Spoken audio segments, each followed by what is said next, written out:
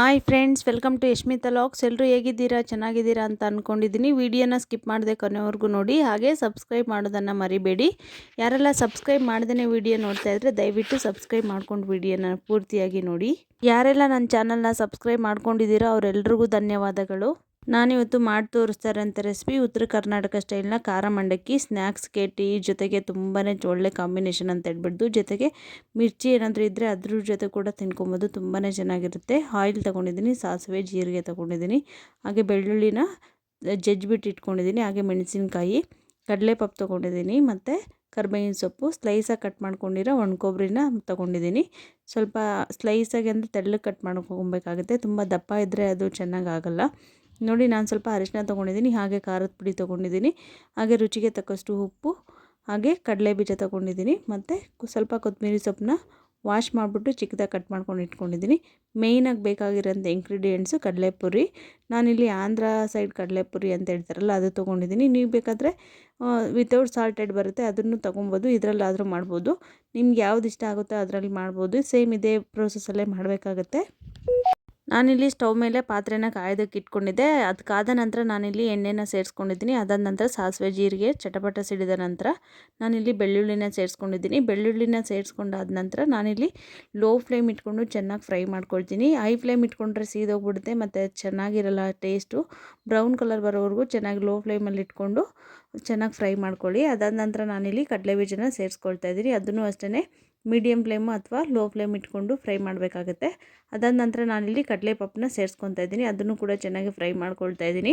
ಚೆನ್ನಾಗಿ ಫ್ರೈ ಮಾಡಿದಷ್ಟು ಕ್ರಿಸ್ಪಿಯಾಗಿ ಚೆನ್ನಾಗಿ ಬರುತ್ತೆ. ನೋಡಿ, ಕೊಬ್ಬರಿನೂ ಸೇರಿಸ್ಕೊಳ್ತಾ ಇದ್ದೀನಿ, ಸ್ಲೈಸಾಗಿ ಕಟ್ ಮಾಡ್ಕೊಂಡಿರೋ ಒಣ ಕೊಬ್ಬರಿನ ಸೇರಿಸ್ಕೊಂಡಿದ್ದೀನಿ. ಅದನ್ನು ಕೂಡ ಚೆನ್ನಾಗಿ ಫ್ರೈ ಮಾಡ್ಕೊಬೇಕಾಗತ್ತೆ. ಎಷ್ಟು ಚೆನ್ನಾಗಿ ಫ್ರೈ ಮಾಡ್ಕೊತೀವೋ ಅಷ್ಟು ಚೆನ್ನಾಗಿರುತ್ತೆ ಟೇಸ್ಟು, ತುಂಬಾ ಚೆನ್ನಾಗಿರುತ್ತೆ. ಇದು ಕಡಲೆಪುರಿ ಎಲ್ಲ ಡ್ರೈ ಆಗಿರೋದ್ರಿಂದ ಇದು ಕೂಡ ಸ್ವಲ್ಪ ಡ್ರೈ ಆಗೇ ರೋಸ್ಟ್ ಮಾಡ್ಕೊಬೇಕಾಗತ್ತೆ. ಡ್ರೈಯಾಗಿ ರೋಸ್ಟ್ ಅಂದರೆ ಸ್ವಲ್ಪ ಲೋ ಫ್ಲೇಮ್ ಇಟ್ಕೊಂಡು ಚೆನ್ನಾಗಿ ಫ್ರೈ ಮಾಡಿಕೊಂಡ್ರೆ ತುಂಬಾ ಚೆನ್ನಾಗಾಗುತ್ತೆ. ಇವಾಗ ನಾನು ಹಸಿ ಮೆಣಸಿನ್ಕಾಯಿ ಸೇರಿಸ್ಕೊಂಡಿದ್ದೀನಿ. ಅದಾದ ನಂತರ ಇಲ್ಲಿ ಸ್ವಲ್ಪ ಅರಿಶಿನ ಸೇರಿಸ್ಕೊಳ್ತಾ ಇದ್ದೀನಿ. ನೋಡಿ, ನೀವು ಬೇಕಾದರೆ ಖಾರದ ಪುಡಿನೇ ಸೇರಿಸ್ಕೊಬೋದು. ನಾನಿಲ್ಲಿ ಹಸಿ ಮೆಣಸಿನ್ಕಾಯಿ ಖಾರ ಇರಲಿಲ್ಲ, ಹಂಗಾಗಿ ನಾನು ಸ್ವಲ್ಪ ಜಾಸ್ತಿನೇ ಸೇರಿಸ್ಕೊಂಡಿದ್ದೀನಿ. ತಿನ್ನುವಾಗ ಸೈಡಲ್ಲಿ ಜೊತೆಗೆ ಒಂದೊಂದು ತಿನ್ಕೊಬೋದು ಅಂತೇಳ್ಬಿಟ್ಟು, ಚೆನ್ನಾಗಿರುತ್ತೆ ಅಂತೇಳ್ಬಿಟ್ಟು ಹಾಕ್ಕೊಂಡಿದ್ದೀನಿ. ಅದಾದ ನಂತರ ನಾನಿಲ್ಲಿ ರುಚಿಗೆ ತಕ್ಕಷ್ಟು ಉಪ್ಪನ್ನ ಸೇರಿಸ್ಕೊಳ್ತಾ ಇದ್ದೀನಿ. ಮೀಡಿಯಮ್ ಫ್ಲೇಮ್ ಇಟ್ಕೊಂಡು ಸ್ವಲ್ಪ ಚೆನ್ನಾಗೇ ರೋಸ್ಟ್ ಮಾಡ್ಕೊಬೇಕಾಗತ್ತೆ. ತುಂಬ ಹೈ ಫ್ಲೇಮಲ್ಲಿ ಇಟ್ಕೊಂಡ್ರೆ ಸೀದೋಗ್ಬಿಡುತ್ತೆ, ಸೀದೋದ್ರೆ ಅಷ್ಟು ಚೆನ್ನಾಗಿರಲ್ಲ ಟೇಸ್ಟು. ನಾನಿಲ್ಲಿ ಹಸಿ ಮೆಣಸಿನ್ಕಾಯಿನೂ ಹಾಕ್ಕೊಂಡಿದ್ದೀನಿ ಮತ್ತು ಖಾರದ ಪುಡಿ ಕೂಡ ಸೇರಿಸ್ಕೊಂಡಿದ್ದೀನಿ. ನಿಮಗೆ ಖಾರದ ಪುಡಿ ಇಷ್ಟ ಆಗಿಲ್ಲ ಅನ್ನೋರು ಬರೀ ಹಸಿ ಮೆಣಸಿನ್ಕಾಯಿ ಆದರೂ ಹಾಕ್ಕೊಬೋದು, ಅಥವಾ ಇಲ್ಲ ನನಗೆ ಎರಡೂ ಬೇಕಂದರೆ ಎರಡೂ ಹಾಕ್ಕೊಬೋದು. ಇಲ್ಲ ಅಂತಂದರೆ ನನಗೆ ಹಸಿ ಮೆಣಸಿನ್ಕಾಯಿ ಇಷ್ಟ ಆಗಲ್ಲ ಅನ್ನೋರು ಬರೀ ಖಾರದ ಪುಡಿಯಲ್ಲೇ ಮಾಡ್ಕೊಬೋದು, ತುಂಬಾ ಚೆನ್ನಾಗಿರುತ್ತೆ ಟೇಸ್ಟು. ನೋಡಿ, ಇವಾಗ ನಾನು ಸ್ವಲ್ಪ ಖಾರದ ಪುಡಿನೂ ಸೇರಿಸ್ಕೊಳ್ತಾ ಇದ್ದೀನಿ. ನಾನಿಲ್ಲಿ ಮೆಣಸಿನ್ಕಾಯಿ ಜಾಸ್ತಿ ಹಾಕಿರೋದ್ರಿಂದ ನಾನು ಸ್ವಲ್ಪನೇ ಖಾರದ ಪುಡಿ ಸೇರಿಸ್ಕೊಳ್ತಾ ಇದ್ದೀನಿ. ಮತ್ತು ತುಂಬ ಖಾರ ಆದರೆ ತಿನ್ನೋಕ್ಕಾಗಲ್ಲ, ಹಂಗಾಗಿ ತುಂಬ ಖಾರ ಜಾಸ್ತಿ ಬೇಕು ಅನ್ನೋರು ಸ್ವಲ್ಪ ಜಾಸ್ತಿನೇ ಹಾಕ್ಕೊಳ್ಬೋದು. ನಾನು ಅದಾದ ನಂತರ ನಾನಿಲ್ಲಿ ಸ್ವಲ್ಪ ಶುಗರ್ ಪೌಡ್ರನ್ನ ಹಾಕ್ಕೊಳ್ತಾ ಇದ್ದೀನಿ. ಅದು ಆಪ್ಷನ್ನು, ಬೇಕಾದರೆ ನೀವು ಸೇರಿಸ್ಕೊಬೋದು, ಬೇಡ ಅಂದರೆ ಕಂಪ್ಲೀಟಾಗಿ ಹಾಕ್ಕೊಳ್ಳೋಕ್ಕೆ ಹೋಗಬೇಡಿ. ನೋಡಿ, ಟೇಸ್ಟ್ ಒಂಥರ ಚೆನ್ನಾಗಿರುತ್ತೆ ಅನ್ನೋದಕ್ಕೆ ನಾನು ಸ್ವಲ್ಪ ಹಾಕ್ಕೊಂಡಿದ್ದೀನಿ, ಜಾಸ್ತಿ ಏನು ಹಾಕ್ಕೊಂಡಿಲ್ಲ, ಸ್ವಲ್ಪನೇ ಹಾಕ್ಕೊಂಡಿದ್ದೀನಿ. ಅದಾದ ನಂತರ ನಾನಿಲ್ಲಿ ಕಡಲೆಪುರಿನ ಕ್ಲೀನ್ ಮಾಡ್ಕೊಂಡು ಇಟ್ಕೊಂಡಿದ್ದೆ ಮಂಡಕ್ಕಿನ, ಇವಾಗ ನಾನು ಅದನ್ನು ಸೇರಿಸ್ಕೊಳ್ತಾ ಇದ್ದೀನಿ. ಇವಾಗ ಅದು ಚೆನ್ನಾಗಿ ಫ್ರೈ ಆಗಿದೆ. ಫ್ರೈ ಆದ ನಂತರ ನಾನೇನು ಮಾಡ್ತೀನಿ ಅಂದರೆ ಸ್ಟವ್ನ ಆಫ್ ಮಾಡಿ ಅದು ಪಾತ್ರೆನ ಕೆಳಗಡೆ ಇಟ್ಕೊಂಡು ಚೆನ್ನಾಗಿ ಇದೇ ಥರ ಮಿಕ್ಸ್ ಮಾಡ್ಕೊಳ್ತೀನಿ. ಎಲ್ಲದನ್ನು ಸ್ಪ್ರೆಡ್ ಆಗಬೇಕು, ಅದೇ ಥರ ಎಲ್ಲ ನೀಟಾಗಿ ಮಿಕ್ಸ್ ಮಾಡ್ಕೊಳ್ಳಿ.